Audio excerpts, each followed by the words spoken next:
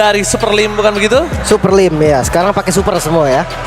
Dan ini menjadi match penentuan juga kawan-kawan, walaupun yang kalah bukan gugur ya, dia turun ke lower bracket. Yes. Double elimination, ada kesempatan lagi, tapi ya kenapa harus turun kalau bisa di atas? Oke, betul. Memang karena terkadang di atas itu punya privilege lebih ya. 2 nyawa itu memang sangat baik. Nah, bahkan mungkin sama-sama dengan depending on Purple Buff, tapi ini agak cukup berbahaya. Benar-benar informasi yang tidak terdeteksi, tapi ternyata Super Ken harusnya tahu karena tadi dari Orange Buff menuju ke arah JP. Informasi telah diberikan. Iron Hulk telah dapatkan, Flicker telah didapatkan karena para pasukan dari Echo langsung reset. Karena kalau Orange Buff tadi nggak ke sana, itu dia nggak tahu kalau ada JP di sana. Dan itu kok delay waktu banyak banget. Sementara untuk emblem Fanny dari Super Ken kan nggak pakai Seasonal Hunter nih. Jadi jungle-nya juga nggak bisa secepat Link dari Zaida yang pakai Seasonal Hunter. Apalagi di dalam pertamanya dia punya Fatal, nambahin damage critical dan critical change-nya lagi. Mungkin persamaannya ada di lethal counter, lethal ignition buat dari Super Ken. Sementara kalau dari Zaida dia pakai killing spree, chain kill mungkin aja terjadi berarti. Ya oke, walaupun chain kill terjadi, tapi kali ini kita agak cukup sulit para pasukan dari Echo tuh bisa ngedive ke arah belakang. Dan mungkin di arah metode late game ini akan cukup berat bisa memakan posisi dari Ki, yang posisinya akan cukup sulit dideteksi. Tapi kalau yang aku lihat 3 game menuju ke arah Brody, mereka tetap ingin bermain Kate dan mereka akan membuat gimana caranya outplay ini bermain dengan free hit. Tapi kalau tidak di babysit, tapi dia bermain depending aja. Karena mungkin assassin lawannya Bang. Jadi memang Brody ini selain dia ya mandiri tadi yang Bang Oji bilang, dia efektif juga ketika dia berhadapan dengan assassin. Dia bisa counter attack, dan Pakito juga yang mahal banget tadi sempat kita bahas, dan udah setup langsung ke arah turtle yang pertama. Oke, dan bahkan kali ini retribution akan didapatkan oleh seorang Zaida. Tempest of Blade untuk defensif aja. Kayaknya menurut aku pribadi Tempest of Blade tadi tuh tidak harus dikeluarkan, cuma dia lebih memilih untuk memantapkan diri untuk bisa mengamankan. Tapi di depan sana ada outplay yang akan coba dimakan Super Ken atau tidak. Nampaknya nggak terlalu berani. Walaupun ada Rapati menunjukkan outplay, walaupun bisa dibilang outplay ini bisa dimakan Super Ken, tapi riskan sekali. Dia masih punya flicker juga Bang. Takutnya nanti malah dibalikin karena posisi temennya deket dan dimakan nampaknya. Lorihan langsung berasa dengan happy birthday. Dan seorang Super Fin dimakan begitu saja. First blood yang didapatkan membuat para pasukan dari Echo lebih pede lagi untuk mencoba mempertahankan posisi dari Super Ken. Dan surprise attack. Rotasi dari Sanford terlalu jauh. Lihat ini rotasi Sanford yang selalu dia lakukan. Bermain ke laning jauh dan memakan sosok Super Ken di menit-menit awal itu sangat-sangat mahal. Itu knock up-nya mahal banget dari Sanji tadi. Karena kalau nggak kena knock up, Super Ken mungkin masih bisa selamat, dan untuk pressure dari early game mungkin memang masih bisa dipegang sama Echo. Tapi jangan lupa Fanny, Super Ken ketika dia punya purple buff nanti, dia bisa langsung invasi rotasi cepat juga, apalagi mobilitas dari Fanny ya nggak usah kita tanyakan lagi lah, itu pasti cepat banget untuk naik ke atas ataupun turun ke bawah. Nah PR-nya ini adalah open dari bush-nya nih. Bush-nya ini harus diperhatikan karena ada Kadita dari Sanji yang selalu melakukan teror di mana-mana. Tapi kayaknya kalau misalnya dia ngelihat ada Sanford di sana, mungkin harusnya udah ada pemikiran kalau Sanford ini nggak akan sendiri. Terlalu sakit damage yang diberikan, akan coba one ball situation. Dengan retribution telah dikeluarkan, tapi itu tidak terlalu berdampak sangat baik untuk seorang Super Ken. Dan dia memilih untuk mundur mempertahankan sosok dari retributionnya. Akan coba di adjustment menuju ke arah JP. Mereka telah dikeluarkan dan sakit gagal untuk mendapatkan satu point kill.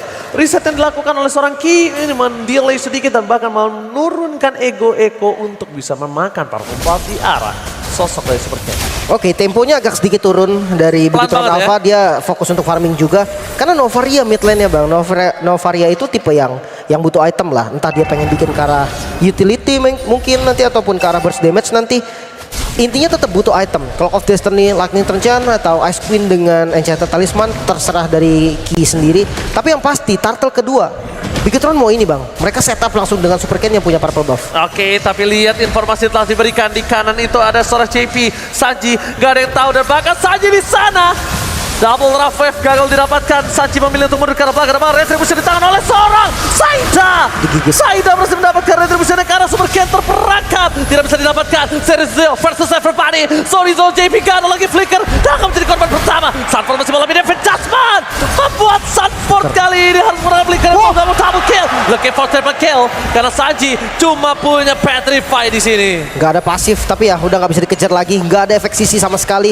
Retribution memang dimenangkan oleh Zaida tadi karena Super Ken-nya kena Bloody Hand. Dia nggak tarik, tumbang juga. Jadi ini banyak banget kerugian diterima oleh Eko. Dan lihat, dari Sorizo udah potong ke arah bawah dan dia bisa join nantinya. Dia udah mulai join.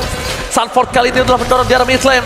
Informasi telah diberikan, tapi nampaknya Retribution sedikit terlambat di depan sana. Knockout strike plus pelatihan menutup aksi dari Super Ken. Tapi di belakang sana Sorizo kembali menjadi sosok yang sangat ditakutkan oleh para pasukan dari Bigetron Nova. Lihat, dikocek. langsung dikocek. Super Fin still survive. Ini top lane masih coba dipaksa. Outplay akan udah siap untuk menutup hari dari Sorizo kalau dia masih memaksa menuju ke arah backline dari Eko. Buset, Super Fin bisa gocek barusan tapi buang flicker. Yang penting dia nggak tumbang, bisa ngebait Tempest of Blade juga. Dan lihat, mid lane-nya masih ketahan juga. Turtle yang bisa memang didominasi oleh Eko, bahkan perfect Turtle. Perfect Turtle. Diamankan oleh Eko, tapi lihat dari goldnya bang. Itu nggak berbeda jauh karena mereka kalah dari beberapa laning. 2 laning ternyata menutup perfect turtle untuk para pasukan Bigetron Alpha. Dan bisa kita bilang walaupun 4 poin kill didapatkan Eko, kayaknya nggak cukup untuk bisa mempertahankannya. Apalagi pick off yang dilakukan Eko itu selalu mahal. Entah buang flicker JP, entah dia buka 2 ultimate rock wave plus Bloody Hand. Jadi source yang dipakai secara bersamaan, delaynya pun jadi lebih lama. Nah yang jadi masalah itu kayaknya nggak cukup nih kalau emang mau makan Sorizo di awal. Oke, tapi informasi telah didapatkan kalau misalnya JP ada di depan sana.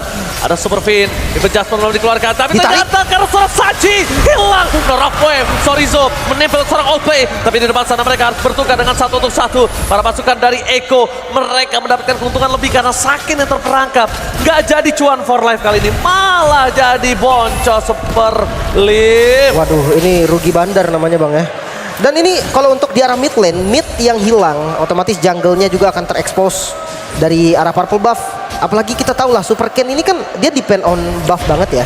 Dengan nggak adanya outer mid lane, invasi yang bisa dilakukan oleh Eko ini cukup bahaya juga buat Bigetron Alpha. Maka dari itu harus di respect.